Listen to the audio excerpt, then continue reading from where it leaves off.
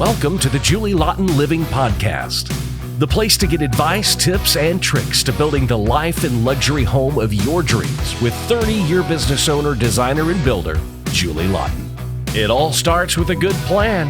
This is Julie Laughton Living. Hey guys, it's Julie. Welcome back to the Julie Laughton Living Podcast. This week we're celebrating American Women's Business Day. And I'm anxious to give you some tips and tricks and, advice on how I built my business. Let's dive right in. Well, my tips for women in business is all about, there are no barriers, there are no boundaries. In reality, it's just what you want to do. And if you're good at it, it doesn't matter if it's a man's world or something that's not a woman's job, as they say, because I'm in an all man's world. My sister's a rancher. She's in an all man's world. It's funny, never bothered us 1 second, but you got to get rid of the fear is what needs to be tackled first as far as success in business. So you get rid of the fear, which is the barriers in your own mind, and then you start your checklist and your goals. So I'm all about goal setting. My grandma was about it. My mom was about it. You set your goals, and when times are tough, you go minute by minute, hour by hour, blah, blah, blah. There's a whole thing about that. But it's all about women in business is getting your goals set of what I'm going to do. Realize there is no barrier. There is no stigmatism. And, there might be actual things at the workplace, but that's different. But there are no barriers. So that's my advice is keep an open mind and go for what you want. I decided to start my own business because I was basically forced into it, because when I was in New York City working for 2 architects and 1 designer and working with the top 5 developers in the city one-on-one, oh my God, the experience was insane. I was the lead designer. I was making decisions, presenting things, and in charge of this whole process of model apartments and sometimes lobbies. And, I also did commercial work, bank lobbies and retail spaces, 100,000 square foot law offices. It was huge. So it was a big team effort. And I had a lot of experience by the time I moved to California. And when I started I thought I'd just keep working for architects, but I got to LA and they're like, you're overqualified. So I couldn't actually find a job. It was the early 90s and there was nobody hiring for, at my level, or I don't know what it was just, there was no matches. So I just got a job on the street on retail custom kitchen sales, which is very odd to me, but that immediately propelled me into the residential market, and the rest is history.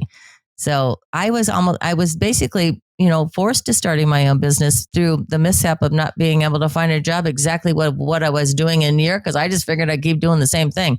But the change, which scares most people, because I moved to LA and I started with nothing. I started over at 28 years old, and the change propelled me into my own business, and look where I am today. It's pretty fun. So I didn't let it get me down. I just moved. I went with the flow, and then the flow turned into Julie's own business. The lessons I learned in New York City, working with other people and under other people as a businesswoman, is it's sink or swim, because I was thrown into the deep end. And you go in with an open mind and your talent comes out, so what at the moment and what you've prepared for at the moment is what you got. So just go for it. You can't fail if you're just honest and you try hard and you show up. No one's ever going to put you down for showing up and giving it your all. And then you just grow from there, because I was 21 in New York City. I was presenting to the number one builders, which are the top 5, Milsing, Gustin, Lefrak, Zeckendorf, Silverman, one-on-one, myself with presentation boards, at 21, 22, 23 years old. It was insane. I was a baby.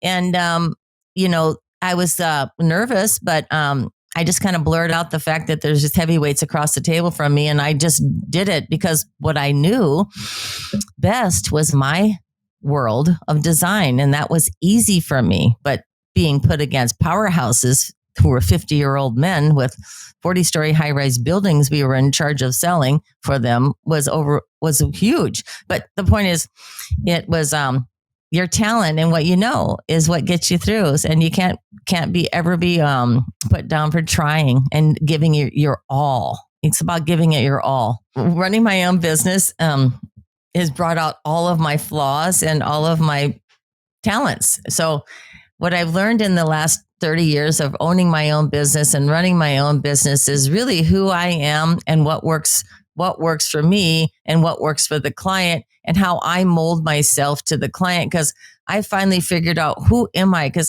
when I was in New York City, I didn't know I was this master salesman, and I'm here to serve. I'm in the service business. So what I learned is how to improve my sales ability, which is good, and not talk too fast and take the time to explain to clients, because you're walking them into another world. They're in the dark unless you explain what's happening, and I don't like confusion. So I learned to be better in sales, and I already had the presentation skills, but you got to really take the client through. And then what I also learned, which is funny, is that I'm a good teacher, because I was a swimming instructor when I was young, and I always liked helping people. So I'm a good teacher. But the number one thing I learned about myself, which is my superpower, is I'm a good listener. So that's what I learned. And then listening to others, especially my team and my clients, because you got to listen to both or it doesn't work, is how success is made, because you know yourself, and then you listen to who's around you.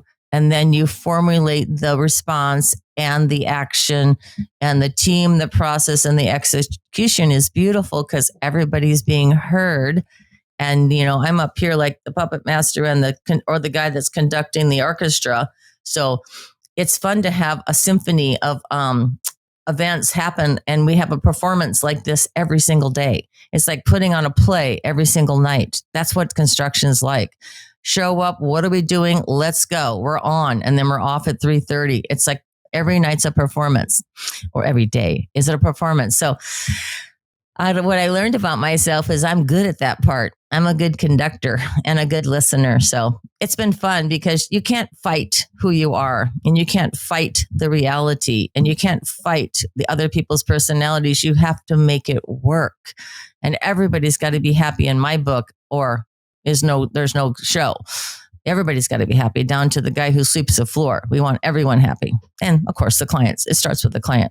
I think the favorite part of owning my business is that word no one likes to say, but it's the control. The control of quality, the quality control. My favorite part is I can control the quality, because if I work for someone else and they were out there screwing it up, giving us a bad name, acting crazy, all the things that happen with owners that screw it up, from personal to business, professional, whatever.